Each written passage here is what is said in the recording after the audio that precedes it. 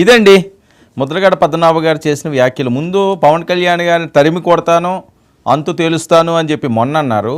సరే, వాళ్ళ కూతురు ఆవిడ సౌమ్యంగానే చెప్పారు, ఇది మంచిది కాదు, వంగా గీత గారు మీరు సపోర్ట్ చేసుకోండి అంటే, కూతురు ప్రాపర్టీ అట. కూతురు గురించి ఆయన ప్రస్తావించింది ప్రాపర్టీ. మరి ఇది చాలా రేరుగా వినే పదం. కన్న కూతురు ప్రాపర్టీ ఎలా అయ్యింది అన్నది పెద్ద ఎత్తున ట్రోల్ అవుతున్న అంశం. దీని మీద మీ కామెంట్స్ ఏంటి రాము గారు? మనం అన్న పదం ప్రాపర్టీ అని అంటే, అమ్మాయి పెళ్లి చేసి అత్తగారికి పంపించాను కదా, ఇంకేదన్నా ఉంటే ఆ అమ్మాయి వాళ్ళ భర్త, వాళ్ళ అత్తమామలు, వాళ్ళ కుటుంబం, వాళ్ళ తరపున అమ్మాయి ఏమో మాట్లాడుకుంటూ అది నాకు సంబంధం లేదు. నా కొడుకులు ఎవరు మాట్లాడితే అది అప్పుడు నా బాధ్యత అవుతుంది అని చెప్పి మాట్లాడినాడు.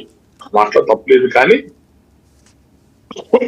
జగన్మోహన్ రెడ్డి గారికి సేవకుడుగా ఉంటానన్నారు చూసారా, అది కొంచెం బాధేస్తుంది.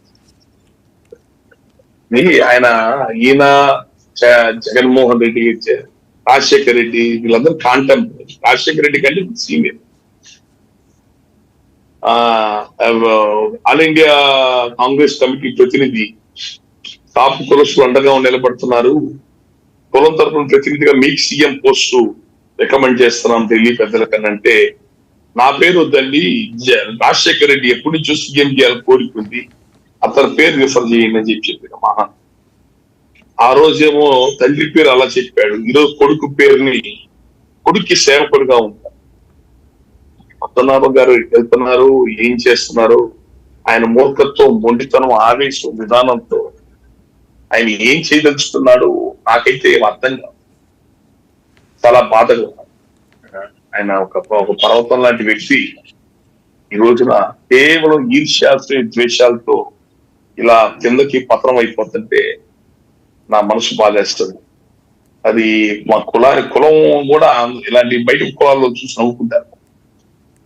ఇక రెండోది, పద్మనాభం గారు మొదటి నుంచి కూడా రాష్ట్రంలో ఎవరైనా బలమైన నాయకత్వం కనపడితే ఆయన ఓర్చుకు,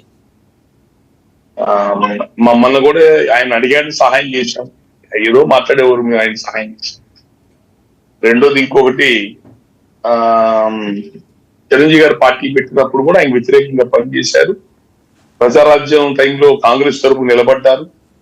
ఒక పిఠాపురం కాక చుట్టుపక్కల అన్ని నియోజకవర్గాలకు వెళ్ళి ప్రచారం చేశారు చిరంజీవి ఓటు ఇద్దని. ఈయన ప్రచారం చేసిన చోటల్లో ఓడిపోయింది కాంగ్రెస్. మళ్ళీ ఈ రోజున పవన్ కళ్యాణ్ గారు పార్టీ పెట్టింది, ఈ రోజు దాకా విమర్శిస్తానే ఉన్నాడు, నువ్వు ఎక్కడున్నావు, ఏం చేసావు, నా ఉద్యోగం నువ్వు ఎక్కడున్నావు అని చెప్పని ఆయన ఏదో ఒకటి అంటానే ఉన్నాడు. ఇప్పుడు చివరి పరాకాష్ట ఏంటంటే, ఆయన నిలబడ్డ నియోజకవర్గం మీద దాడి మొదలు పెట్టారు. ఇదంటే ఇది ఎట్లా ఉందంటే, ఒక రాష్ట్రంలో కులం తరపు నుంచి ఒక బలమైన నాయకత్వం ఉన్నప్పుడు ఇంకెవరైనా బలమైన వ్యక్తి కనపడితే అది అతను దాన్ని జీవించుకోలేకపోతున్నాడని, ఈర్ష్యతో, అసూయతో అతను ప్రవర్తిస్తున్నాడని, ద్వేషంతో ప్రవర్తిస్తున్నాడు అర్థం. ఈ రాష్ట్రం ఎవరయ్యే జాగిరి రాష్ట్రం, ఎవరు తాతగారి జాగిరి, ఇది అతిపెద్ద జాతి, ఎవరెవరు మాట వినే జాతి కాదు. ఎవరు వాళ్ళే నాయకులు. ఇక్కడ మంచిగా నిజాయితీ ఉంటే మన మాట గౌరవిస్తారు. నేను రాష్ట్రంలో ఏ ఊరికి పోయినా ఎందుకు జనం నాతో ఎందుకు ప్రేమ కొట్టారు, ఎందుకు నాతో నా మర్యాద ఇస్తారు, ఎందుకు చెప్పిన మాట ఇస్తున్నారు మా మాట. మేము పద్ధతిగా ఉంటున్నాం. ఎక్కడ రాజకీయాల్లో దూరం, పదవులు తీసుకోవటం.